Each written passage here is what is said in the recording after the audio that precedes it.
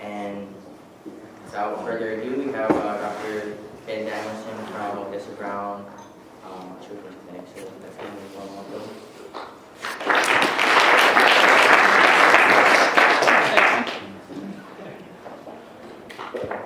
Thanks very much. Oh, great. It's really a pleasure to be here. I always enjoy having a chance to come and join you guys for a little bit of time. It's so kind of you to invite me to be a part of your coursework. I'm still like hustling over here because I'm on service at Children's Hospital right now. I was rounding and then trying to get down and get over here, so I'm sorry for the little further. But interestingly, the very last kid that we saw today was he's a 7-year-old boy who had just a lot of dental disease, bad oral caries, and he had like 12 teeth worked on 2 days ago, and then got septic and had a huge retropharyngeal abscess and positive blood cultures. Was really sick, and it made me think about the fact that I was coming in here today to talk with you and the connections between our work, which are tighter than ever, especially in the community that I work in. This boy doesn't come to our clinic for primary care, but he's a kid who could, because he's comes from a very low-income background.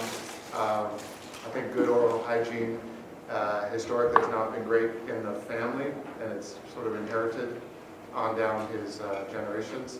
They're on Medicaid, African American, and he carries a lot of the risk factors for more severe dental disease, as well as the risk factors for a lot of other health conditions. And so it was almost oddly appropriate that he would come and be a part of my day today with you.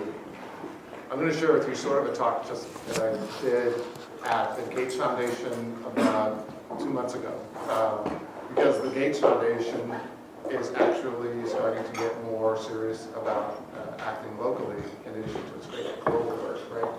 They're trying to connect the dots between some of the most fundamental determinants of health, and one of the biggest things that they're working on is trying to be a convener for people who care about homelessness and for people who care about health. So I'm really excited because it's Gates Foundation, so they got a big swing. It's finally people understanding that things like social determinants like homelessness and housing insecurity have a huge impact on healthcare issues. And I wanted to talk sort of more broadly about social determinants in general. I hope that's okay. I like the idea that we're always learning, and so when I'm attending on service, like I'm right now with residents and students and stuff, I get really good at like crossing my hands and nodding my head very sagely, like I'm very wise, but I'm mostly learning from them about everything. And it is this sort of lifelong learning that is an important thing. One example is my mom, who is maybe the world's last card-carrying hippie, who she's a crazy person who just retired from forestry work with the Forest Service. She lives in Oregon now. And now she's like doing all this crazy art. So this is a quilt. It's actually about that size with these different patterns. Can you see who's in that picture? Who that is? Someone. Good. It's supposed to be Serena Williams. You see that a little bit? No? It's easier to see through the camera. Look at artists. It's weird to see it real up close because it's these big patches of fabric. And I think she has this point about like you don't understand what you're dealing with unless you're able to step back from it sometimes and really see it from a distance. And I would guess that somebody in the back row is a little more likely to see the face more fully than someone in the front rows. I think that is a life lesson. And, she's my mom, so I got to play her. The things we talk about in considering the connections between the social determinants of health and health outcomes, regardless of where you enter the health care field, really have to do with these domains that are sort of pictorialized here. The upper left is just something I hope you never forget as you go through your training and your work, is that you, relative to many other people in society, are being trained, and with that training comes an incredible amount of power, an incredible amount of influence.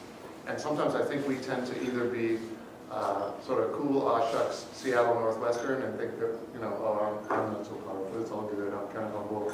Or we just forget that we have these incredible gifts that we're able to share with other people, and we don't realize how much we have an impact on other people's health. And as Uncle Ben said to Spider-Man, with that great power comes great responsibility. So I want you to remember the words of Spider-Man's uncle right before he died when he was shot. That's not on any tests, I don't use it. We're also part of this system. We're part worker bees in this system of health and health care. We all contribute our bits, and we do best when we all work well together.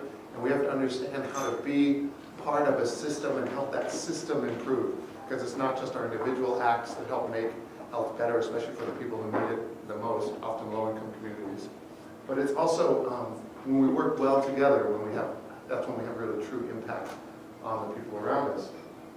And in the lower left, it's this issue of equity. And how many people are tired of seeing that picture? Have you seen that like a million times now? Pretty tired. But it's still maybe the best way to understand the difference between equity and equality, because that's actually a really, really hard conversation to have. It's a really hard thing to think about, because fairness has kind of two different components to it. Fairness can be thought just purely of everybody should have the same thing. And it sounds really appealing when you think about, like, I treat everyone the same. I want everyone to have the same level of care.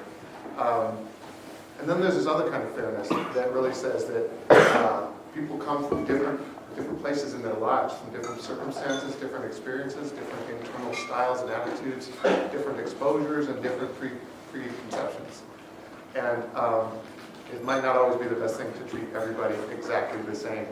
I don't need a breast test when I'm going to my doctor, because I don't need the exact same treatment that everyone else needs. So we have to think about equity as the idea that everybody deserves the kind of services and care that actually supports their needs. But it runs up against this idea of equality, which talks about everybody getting the same thing. And those are hard. And when you think about all those things together, power, responsibility, being good worker bees in the system, balancing the idea of equity and equality, then what you're doing is thinking about how you nudge towards improving the places where you work and the ways that you work, so that you make society better. I know everybody here is here because you want to help people. You want to make a difference. And in making that difference, you have to think about how you can be effective about that. And change is kind of revolution. Revolution works best when it's loving. So I love the idea of a loving revolution, or a loving evolution. I want to go back and tell you a little bit about how I learned about different conditions and diseases. So this was sort of week 1 and 2 and 3 of medical school, just 2 floors downstairs from me 150 years ago. And one of the first conditions we learned about was sickle cell disease. And we learned about it for a very specific reason. Sickle cell disease, you guys know a little bit about that? Good sense of it? That's great. Sickle cell disease is a perfect thing for a trainee, an early learning student to kind of get exposed to, because it works at such a fundamental amino acid and genetic level, right? So you learn about biochemistry and genetics really quickly when you learn about sickle cell, because you just switch out one glutamine for a valine, and suddenly you have this huge change in a protein globule that makes up a red blood cell, and all of a sudden the red blood cells work differently, and all of a sudden they start sticking together, and they start plugging up blood vessels, and you have sickle cell disease. And so to understand disease as a person being introduced to health, sickle cell is perfect. What's interesting though is in our education in school, it's understandable, but also a little bit unfortunate that we kind of stopped at the fascinating 3-letter abbreviations and the microscopic level and some of the Mendelian genetic characteristics of sickle cell disease. And we didn't talk about sickle cell disease in communities and the way it worked in societies. And so I didn't start learning about sickle cell disease until I started working in a community clinic like the Odessa Brown Clinic. It serves most of the kids that get sickle cell disease in the Northwest. Like 80% of the kids with sickle cell disease come to the clinic. And it was really when I started listening to moms and family members that I started to learn about sickle cell disease. And it just reminded me that that lifelong learning that Albert Einstein talked about, that wisdom, is something you have to stay open to all the time. Just because it doesn't happen in this classroom or in your labs doesn't make it any less relevant for your lifelong skills. And these sickle cell moms taught me a lot about the dignity that people wish they had when they enter the dental and healthcare fields, and when they are in need of support and care. When a parent with a child with a chronic disease is worried so much about their child's well-being, and they're trusting you, they're looking at you, and they're trusting that you're going to help to take care of them. They want to feel like you understand the issues that come to them, not just the biochemical basis for their disease, but the humanism, humanity, and the interactions that come with that. So I suddenly realized when I started working that I had to spend a whole lot of time in medical school and residency and research and training, and then I got out into the world and I knew absolutely nothing. And so I had to start listening a lot, and so listening to different families about what it was that made them able to stay healthy and unable to stay healthy at times. And so I was really struggling, and sometimes when I'm feeling dumb, I try to act smart. Do you guys ever do that? Like you actually try to act extra smart when you're not feeling super smart? Somebody be brave and raise their hand with me if you can. So, the first few weeks of working in the clinic, I was really trying to act smart because I actually looked kind of young at that point. And so I'd go into the room, and so one of the first families I met was this grandmother. And she was taking care of these two boys. Their mom had already passed away. And the grandma had to take over the care of these young boys. One was like 11 and the other was 10. And before I went in the room, the nurse said, hey, these young boys, I just want you to know their blood pressures are kind of elevated when I was checking their vital signs. And just so you know. So I walk into the room with my cool white coat on, and I wanted to look really smart because I didn't feel that smart. So I said to Grandma, hello, I'm Dr. Ben. Trying to give all the nonverbal signs that I knew what I was doing, being very cool. And I said, hey, I noticed they had some higher blood pressures coming in, but I understand what's going on because I'm super smart. And I know that what they have is this thing called white coat hypertension. You guys heard of that? What is that? Nervous. Yeah, you go to your doctor, you're nervous, and so kind of like I am with public speaking, and so your blood pressure is high and pulse is higher. And once a lot of kids, after you sort of hung out with them a little bit and they calm down, then their blood pressure comes back down to normal. So white coat hypertension. And I thought I was really super smart for knowing that. So I mentioned white coat hypertension to Grandma, and she looked at me very politely. When I was finished talking, she just started shaking her head like, son, you don't know what you're talking about. Both of these kids have essential hypertension. And that didn't make sense to me at the time because I had been taught in medical school, 2 floors downstairs, that 10-year-old kids don't get essential hypertension. That's a life-required kind of problem, and it's not, you have to have bad kidney disease or something to get that. And I said, do they have bad kidney disease? And she said, no. I said, well then how come they have high blood pressure? And she said, it's because of the life that they lead. What they've gone through, anybody would have high blood pressure from that. And I didn't believe her at first because I thought it just wasn't physiologically possible for a 10-year-old to have hypertension. It turned out she was trying to teach me about stuff that we think is really exciting and cool in medicine and dental care these days called ACEs. You guys know what ACEs are? Who's heard of ACEs?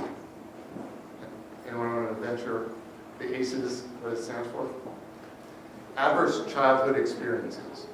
Adverse childhood experiences, and adverse childhood experiences actually has this tie to hypertension because many, many years ago, I think this is a totally made up story, but I'm going to tell it so you guys can make it up and put it on. Some dude had a private business in cardiology and for adults, somewhere in the central states like in Ohio or something.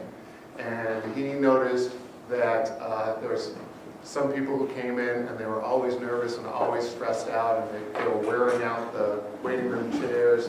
And he got interested in why so many of his patients had so much nervousness in their lives, and he was treating them for high blood pressure problems. These are all adults. And he did these questionnaires with them, and he found out that there were these 9 things that if they happened to you when you were a kid, by the time they were adults seeing him in his clinic, they would have high blood pressure, they would have heart disease, they would have to be on medications and have surgeries. And there were just these 9 things. These adverse childhood exposures that could have happened 50 years ago, but that reverberated out and affected your life. And the more of them that you had, regardless of which ones they were, the more likely you were to have heart disease. It turns out, the more of them you had, the more likely you are to have just about every single disease, including dental disease, later on in life. So these 9 or 10 things that are basically having been witness to domestic violence, having been subjected to physical abuse, having a lot of the issues of instability and stress that can happen in childhood and can change the wiring in your body and the way the chemicals circulate in your brain and affect your health from there on out. This grandma was teaching me about this many, many years before we had cool terms like ACEs kind of swinging around. And it's interesting to keep listening to families about what you can learn about their lives and the health of their kids.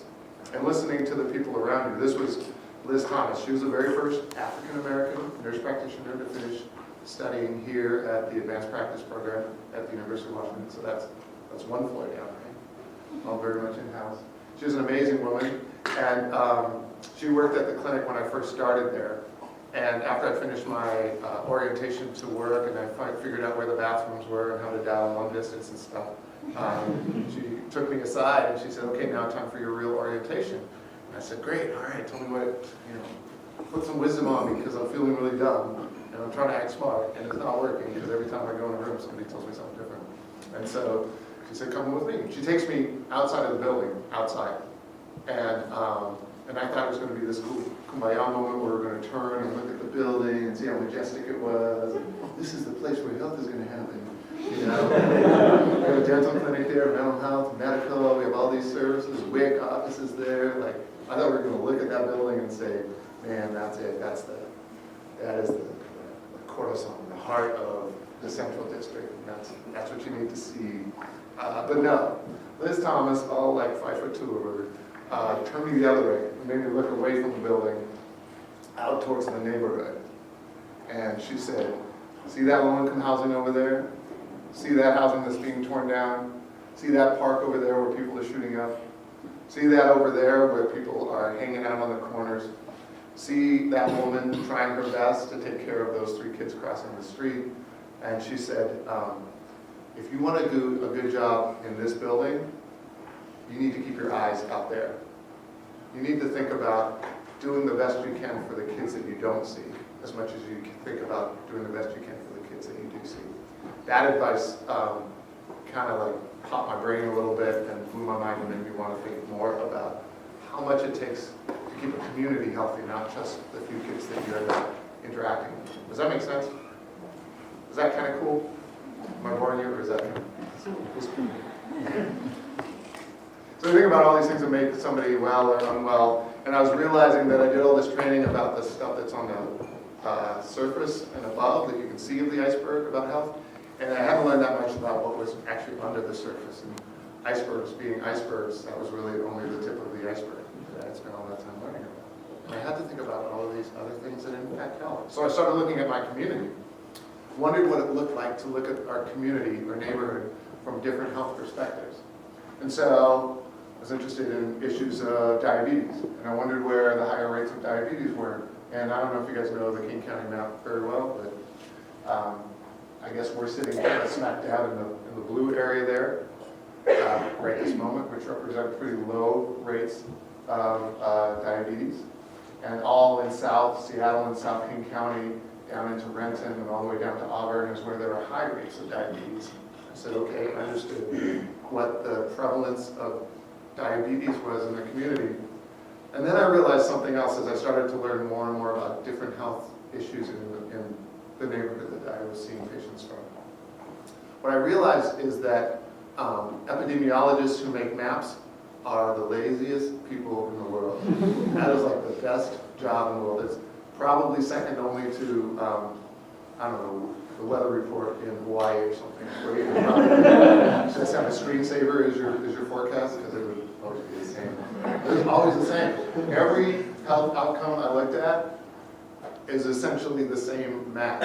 All they do is like tweak things slightly, and then they change the label because this is a stupid thing to realize, but all of these health outcomes and social outcomes are completely superimposable. This idea that neighborhood matters, that place matters, that what you're exposed to around you has a huge impact on your health, so much so that for just about every outcome from life expectancy to preventable hospitalizations and everything in between, they all look the same. They're all the same regions, they're all the same things. And no matter how you look at things, if you dice it up by where you can find healthy food and where it's harder to find healthy food, the map kind of looks the same. If you look at it by who graduates high school on time and who doesn't, the map looks the same. Different color codes, you know, sometimes they gotta earn their keep right, their job making maps a little bit, so they use a different color combination, but the concentrated areas are always the same concentrated areas. So you learn about this, and it's always the same. This is looking at everything all together, from housing, economic opportunity, and health sort of as one combined measure, and every region that you would have seen for diabetes or any other measure always concentrates in the same areas. Place really, really, really matters. Where you live really matters, or where you don't live, where you're housing insecure. It's amazing to me. You put it all into a composite and you look at things like life expectancy. The thing that struck me when I saw this was that where blue you live longer and red you live less, that you could live like on Mercer Island and look across the water, which is less than half a mile, quarter of a mile. And if you could see somebody across that water, you would know that you would be living at least 13 years longer than that person, because you live where you live and they live where they live. Place matters, and place is not an issue that matters across a huge geography. It matters within the distance of less than a mile. Is that interesting? Am I boring you still? Can't telephone. Saying so, you guys already know all this stuff. I'll keep going. But I won't do too many more maps, okay? So this is something I want to say that I want you to think about. With all of that data and all of those people that I was learning from and all of those things that I was seeing in terms of things that impact health, I came down to, in the community that I serve, which is mostly diverse, 80% are on Medicaid, mostly come from Central and South Seattle or South King County. There were three things that were really impacting the health: dental, mental health, and medical health of the kids that we see at the Odessa Brown. And three things. One is stress. Those ACEs, those accumulations of stressful events that happen oh so quickly and have effects oh so quickly to even make somebody 10 years old with hypertension. Two is poverty. The inadequate access to resources and the way resources are distributed and the way we serve the poor has a direct impact on young people's health. And three is racial discrimination. And it took me a while to really see personally how race was different than poverty, how race was different than just stress, and how race itself had an impact on health outcomes. These are these ACEs I talked about. And they are issues of abuse, neglect, household dysfunction, and it's sometimes interesting. Wow, that's fuzzy. You probably can't read half of those, can you? You just passed your eye test. Okay. But the thing is that a lot of us in this room probably can see one or two things that might fit for us on our ACEs score. And the thing is, as you move up the ACEs score, you find more and more things. The more things that fit for you, the more likely you are to have a disease. And not only that, the more likely I could look at the brain cells and the brain architecture of a kid I work with an ACEs score of 7 or 8 or higher, and see that the number of interactions between brain cells, the way the dendrites actually talk to each other, changes because of the stressful events that they've already had in their lives. That those factors affect everything from obesity to smoking disease to dental disease to fractures, respiratory problems, all through their lifestyle. I learned a lot about that, and I learned that different communities have different amounts of ACEs exposure. So if you're American Indian, the rate of stressful life events happening is significantly higher than if you are Hispanic or compared to King County and rural. These different impacts are important because they partly explain why sometimes you have different racial groups having different health outcomes. The other thing I learned was that I came from the East Coast. Who else is from the East Coast? No one. Wow. Where? Well, southeast, Georgia. Georgia? Virginia? I don't know what your experience was like, but when I moved out here, somebody showed me the communities that were low income in Seattle and King County, and I could not tell the difference between them and the communities that lived pretty well off. On the East Coast, a low income community has broken windows and fences that go up 12 feet and mean dogs and very visible poverty. I don't know, is that your experience in Virginia and Georgia? When you come to Seattle, it's actually, poverty is way more invisible. It's way more difficult to see. Homelessness is really, really hard to appreciate. We appreciate it when we see the prototypic guy at the stoplight with a sign. But that is so much just the tiniest tip of the iceberg. That homelessness is families, there are kids that are finding a place to go. There are schools like the school up the street from us, which is Bailey Gatchard, where 75% of those kids are housing insecure, spend a good deal of time either couch surfing, living in the back of a car, or abjectly homeless. Homelessness in Seattle and King County is really hard to see, so it really struck me when I found out that we ranked 35th out of 50 for child homelessness. Doesn't that surprise you? Out of the major metropolitan, or out of the states in the country that we ranked 35th? I thought we'd be like 5th, right, or 6th. We have lower scores in child well-being, and that our overall rank kind of put us in a bit of an embarrassing sort of, what is that? Is that a C- or D+ or something on the score compared to the other states? That poverty is also hard to see because it's become more suburban over the last 20 years. So our clinic's right in the heart of sort of a semi-urban neighborhood in Seattle. And a lot of the families actually have trouble getting to us anymore because they've moved down into South King County, suburban areas.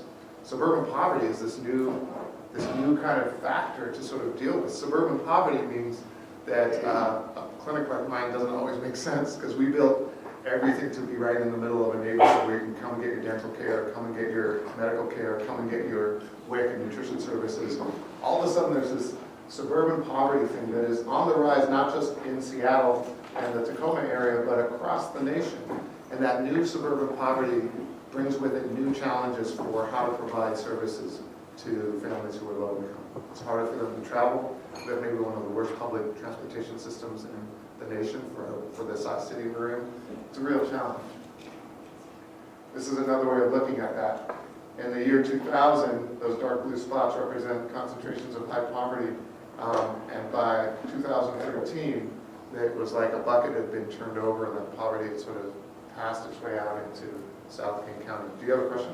Yeah, so and maybe this is a bigger question than it can be answered this time, but do we have data on why we're becoming more poor, for lack of a better way to say that? I mean, it looks like the trend is, like, the entire country is becoming more poor. Right.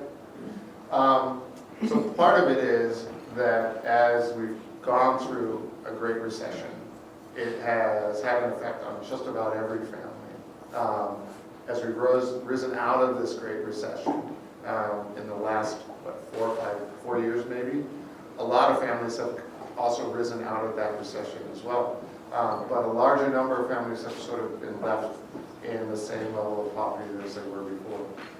And what that tends to make you see is that there's been almost a greater distance between the richer and the poorer communities here. So you get a larger percentage of people who are low income. It's a different way of distributing wealth. one way to look at it. Does that answer your question? Yeah. This is one example of that. If you look at African Americans' sort of overall wealth versus Caucasians in King County, and if you look at that same for Hispanics, what you see, I'm sorry, this is national, is that over the past, 30 years or so, the wealth gap has kind of not made much ground up. In fact, it's gotten a bit worse for certain communities compared to others. That is a really busy slide, but I will just tell you that part of what that is saying that in King County, if you look back over the last 8 or 10 years, poverty rates among African Americans has gone up. Poverty rates among other groups, even Hispanics and American Indian, Alaska Natives, sort of peaked around 2010 and is coming back down. And it's coming back down a lot more quickly for other populations, although it's inching up for the Asian and Pacific Islander population, which is, as you all know, a very, very overly grouped label of people. So the issue of stress is there, and you can see how it affects health in somebody from childhood on up. The issue of poverty is there, and you can see even by looking at maps of neighborhoods how rates of health are affected just by the income around you and the income that you have. The issue of race is another thing that just has to be looked at as well. So this is a study that looks at moms who have babies, and it looks at those moms and disaggregates them based on their educational attainment, which should be a pretty good proxy for their income. As you get more education, you're likely to have a higher income. Is it right? That's why I'm here. That's why I'm here. It also looks at them by different ways. And so what you can see is these bars represent what happens for infant mortality for those moms. What is the likelihood that their baby is going to die in their first year of life? And as you go from a mom who's had less than a high school education to a mom that finishes high school to a mom that gets a college plus education, what you notice is each one of those colored bars marches down. It reaffirms what we know, that as you get more education and more income, your chance for infant mortality, which to me is like the oil dipstick of the health of a society, how well we are keeping our beautiful, okay, I'm a pediatrician, I say, but our beautiful little babies healthy and alive for their first year of life, that's maybe the strongest measure of our health as a society. So as you get more income, the infant mortality goes down, which is great and beautiful and perfect. What you also see is if you are college plus educated, and you're an African American light blue bar woman, if you are Michelle Obama, the chance of your child dying in the first year of life is actually higher than anybody of any other race who has not finished high school. That's only true in the United States. That's only true in this country where we see race and we have implicit biases that act on race. You're looking like, what? Like, can that be really true? He wants to see the data and see if it's really accurate or not, right? It's kind of hard to believe that that would be true, that somebody who's able to do great in educational attainment, but is African American still has a worse outcome along a lot of health measures compared to people who are poor. That's the impact of race in its most pure form from a data standpoint that I can show. So my question would be, do we know exactly what's causing this? Is this based on, not enough access to care? Is this based on preferential bias in the healthcare system? Is this based on genetic diseases among these populations? My question would be, why is that so striking? And in my experience, it's very limited. I have a very small scope, so I don't see the big picture. Yeah. But yeah, obviously that's what you're saying. Those numbers are daunting. Why are we having this? Why are we seeing that? I think that's a great question. The series Unnatural Causes does a much better job than I ever would at explaining that question in rich detail. It is in a way that I think would really help you feel like, oh yeah, I get that now. Especially the one called When the Bout Breaks. When the Bout Breaks focuses on this issue of infant mortality and what's different about infant mortality in different populations. A shorter answer is that most of the above that you talked about is true. that our systematic biases have an impact, especially or sometimes or always even when we're trying not to let them have an impact. That the issues that make it more difficult to be even a successful African American woman in this society impacts health. And that is what we understand about health is that is way more social, environmental than it is biologic and genetic, because we already know from the Human Genome Project that you can't look at two people's genes and tell what their race is, right? You guys heard that. So race is a difficult topic, and it affects issues across quite a spectrum.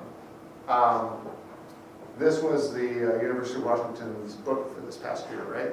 Did that percolate into the School of Dentistry as well? Did anybody read The New Jim Crow?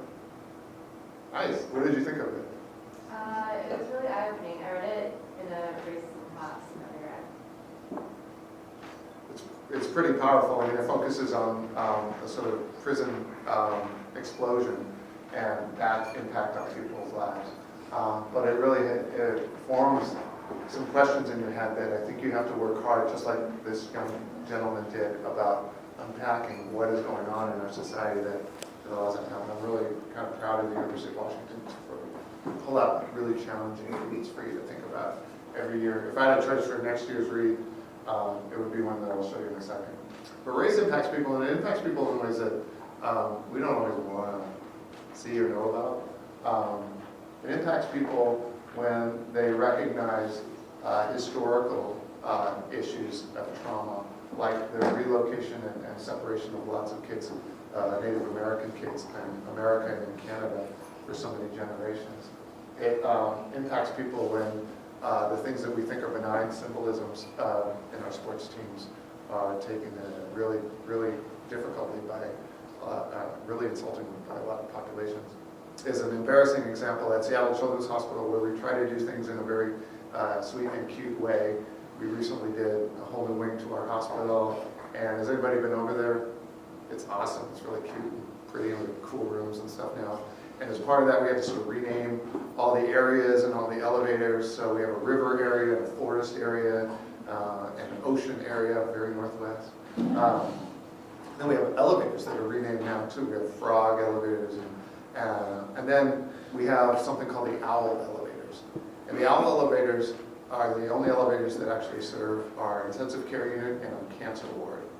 And if you're American Indian in the Northwest, at least 23 out of the 29 registered identified tribes in the Northwest see the owl as a death symbol. And many Hispanic, especially Mexican original communities, see the owl as a bad luck sign. And you can imagine us innocently at Children's wanting to create something cute like the owl elevators, and for a family who sees that, I mean, that would be essentially like us naming that elevator the Grim Reaper elevator to take you up to the cancer ward to go see the child. It's a powerful thing, and it affects communities, and it affects just a sense of dignity in addition to the things that we value. It happens across different communities. This is the central district map, and those bars are just the likelihood of getting killed by law enforcement across the country based on your age and your race, and how different those are for different populations. Racism affects people differently, and if I had another book I wish people could be the University of Washington book, it would be this Ta-Nehisi Coates, Between the World and Me. Has anybody read that one? All right. Somebody be courageous and just blow your brain away and read this book sometime. It's really, really powerful and difficult. And it's set a lot, some in, you said Virginia or Maryland? I'm sorry. Virginia. Some near Virginia, I guess mostly Baltimore, and growing up there for this young man. And he writes it as a letter to his son, trying to help him sort of see and explain the world through his eyes.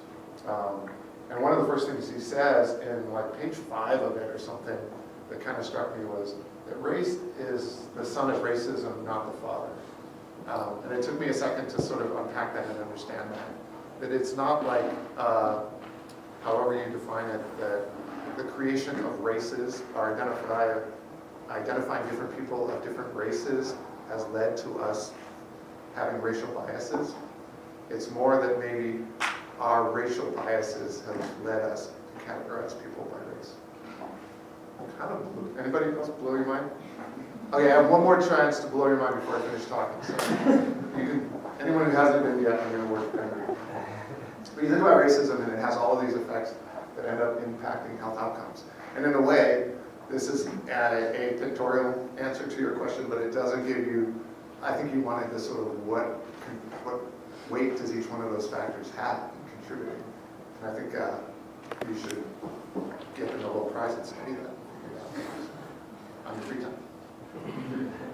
Some of the stuff that happens and that makes it harder for people in low-income communities, people who are housing insecure, people who come in those neighborhoods that are always darker in the colored maps in the other neighborhoods, come from some of the bad ideas that we percolate and permeate in our society. They sound cool and they actually are harmful to a lot of communities. So one of them is the idea that you're supposed to pull yourself up by your own bootstraps, which sounds really great, and which honestly what motivated me all the way through medical school. Like, I gotta do it, I gotta do it, I gotta do it. You know, I was like the little train that couldn't think I could do it. And that feels very self-empowering, but it is also self-defeating when people are born or grow up with very faulty boots, and you cannot make that happen. As one wise person said.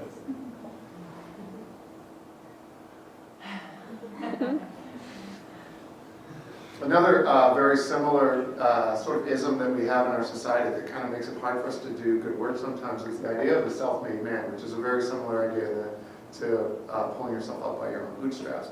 The self-made man, it means that that anybody who's been successful in our society has been successful because of their own work, because they did it themselves, they did it all on their own, like this person sculpting his own body. If we're really honest with ourselves, if I'm honest with myself, there are so many people I know and so many people I don't know who I'll never meet and never get a chance to thank, who have helped me to be where I am today. And all of us owe something to any number of people. None of us are self-made. None of us have done this all on our own. Maybe the last ism is the idea that the rising tide lifts all boats. This one might be harder for people to believe, but the world doesn't work like tides, where if you do something across the board, then everybody benefits equally. It just doesn't work out that way. Maybe another one. So, my quick run through, I'm going to go really fast here, about how I think we could do better is in our own selves and in our work to improve the way our little corner of the world can help people be healthier. One is to think about those whole issues of stress and trauma and to create environments that are trauma-informed. And the school systems are starting to get good at this, about understanding what it means to be a child who's grown up in trauma, who's had those ACEs, who's been exposed to those poverty factors, who have historical trauma through racism in their daily lives. And if you have a trauma-informed focus, if you open your dental practice with a trauma-informed focus, I'm gonna shout out on the mountaintop about you, because I think the idea that you think about the community that you serve and the trauma they face and how it actually can improve some of the basic measures of health and well-being, like the rates of suspensions for schools or something like that. If you think about resilience and building resilience, you can do a lot to sort of undo the factors that we talked about, because sometimes if I stop my talk right back after saying all of these things about stress and homelessness and racism, it would sound like every child born with a certain set of characteristics is destined to only have those characteristics and destined to die when they're 34 of a heart attack. What I learned from the families I work with is that they are amazing navigators, survivors, and they have an incredible amount of resilience. And to me, when I boil down that resilience, is this factor of hope and this sense that they can get things done when it doesn't look like they should be able to. And if you ever doubt that, you spend 15 minutes in the waiting room at the Odessa Brown Children's Clinic, and your sense of faith in people's resilience will shoot through the roof. Resilience is something that people try to measure more and more these days and try to look at how we can instill it in different people in different ways. And it's an amazing thing to think about what we could do. Our state is organizing a lot of its accountable communities of health around efforts to do things like address homelessness and instill resilience in different ways. And that's a really boring map, but I wanted to prove to you that they really are trying. And we have to think about the way we change our healthcare system to understand how to be more open to different forms of stress and grief in the lives of the people that we serve. And that we have to think about a little bit of cultural humility in the work that we do, and understand that we have our own biases, that I'm loaded to the top with biases myself. Every time I do one of those implicit bias tests, I walk away very embarrassed at my ageism and my body image isms and my other biases towards other people. We have to think of ourselves, understand our own biases, and think about cultural humility. We have to think before we make an elevator that is a sign of death to a large proportion of the families that we serve. Cultural humility is something that you learn yourself, you work on yourself, and you continue to practice through the rest of your life. Think about improving our listening skills, and somehow through the course of, say, my training anyway in medical school, I got progressively worse at listening to people. I got progressively better at spilling out data to people, and much, much worse at listening. Re-accessing your listening skills is one of the most important things you can do as part of your training. We got to think about how to be more mindful and in the moment, and not so distracted by our busy lives, by many things around us. Those listening skills and things are really important. And there are also different kinds of tools you can use to even start to unpack racism, because when I say racism to you and racial equity, it probably feels like, wow, what the hell can I do about that? That's way too big for me to even take on. There are tools that different organizations and different communities use to try to build in an anti-racist environment.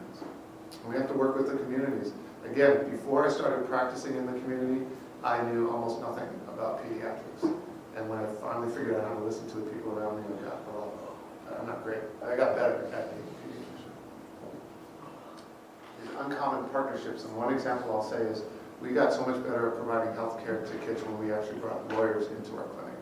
Because we found out that there are unmet legal needs that our families had in great proportion. A quick example is the kid with asthma who lives in Section 8 housing that is totally triggering their asthma because it's full of mold.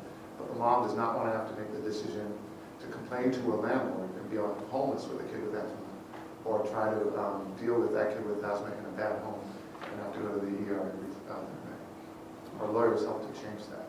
And there are different people who you can see who have the understanding and the ability to bend their practice, to understand these social determinants, and to make a difference in their world. It's one thing to think about each one of us doing something individually, but my faith and my sense of hope, and the reason I would want to yammer at you guys all this time is because I think we're so much more powerful when we do this work together, when we think about ourselves as connected. When I think about that boy with his amazing retropharyngeal abscess and his horrible life-threatening illness that he got, and to think that that came from this combination of delayed dental care, and that delayed dental care came from a place where the family didn't feel like they could access services, and that came from a lack of resources, and it came from an historic family dynamic of not eating healthy and not brushing their teeth well. To think about that work from a connected standpoint is way different, and it gives you a chance to sort of change the life course, change the timeline, change the experiences that different families have based on their strengths, based on the issues that they face. My last blow your mind. This is really going to blow your mind because it blew mine. I just made this discovery inside my own head last year, so I tell everybody that this is closing. So, here's what I think about. And I think about it because a lot of the time these days when we talk about health, we talk about the first 1,000 days. Anybody heard of that, first 1,000 days? It implies, it looks at the time from pregnancy through the first year and a half or 2.5 years of life or something, if I get my math right. And that those are the most critical times to impact the lifelong health of somebody. That's when the brain is growing its most, that's when you have the most impact on bonding and social connectedness, building good habits like oral hygiene. First 1,000 days, really exciting. And then suddenly I was thinking about it and I was like, oh my God, it might be actually more than that. And so here's what I thought. I thought about this cute kid that I see in clinic every day for his checkups, her checkups. And then I think about that child being born to that mom not that long ago, that mom being pregnant, and that pregnancy being started by this egg that this mom had in her ovaries, and that ovaries living in that uterus, and that when you really think about that, there's a difference between men and women. There's this difference sexually between men and women. Men are wasteful idiots. We make sperm every single day from the age of 12 to the age of 89 or something like that, right? We are just, we shoot like, we have something like 250 million sperm, you know, with every ejaculation. Can I say ejaculation again? So we just, like, in that sense, I just made 10,000 sperm. We're constantly making sperm. That's my point. I made my point. Women are really different. Women don't make eggs during their lifetime.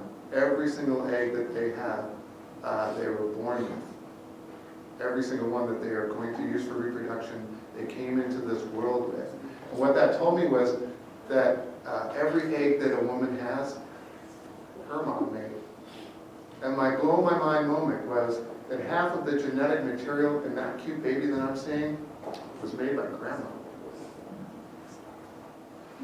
Grandma's influence, this influence of double generational impact on health. Every experience that grandma had, every stressful thing, every resilient moment, every time of hope, every smile, every healthy meal, every time she was supported by the people around her, every act of resilience, every act of stress, every difficult moment, every sleepless night, during all that time, she was making the eggs that her daughter was going to carry to have birth to her granddaughter.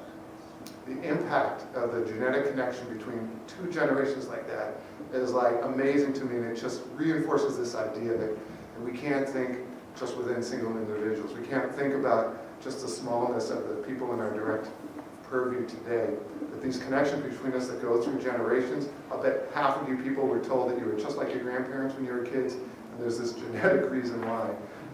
But I have to tell you, that's one of the most amazing things to think about for me, that we are connected in ways that we never really conceptualized. I never really realized that grandma made the eggs that made the baby that I was taking care of.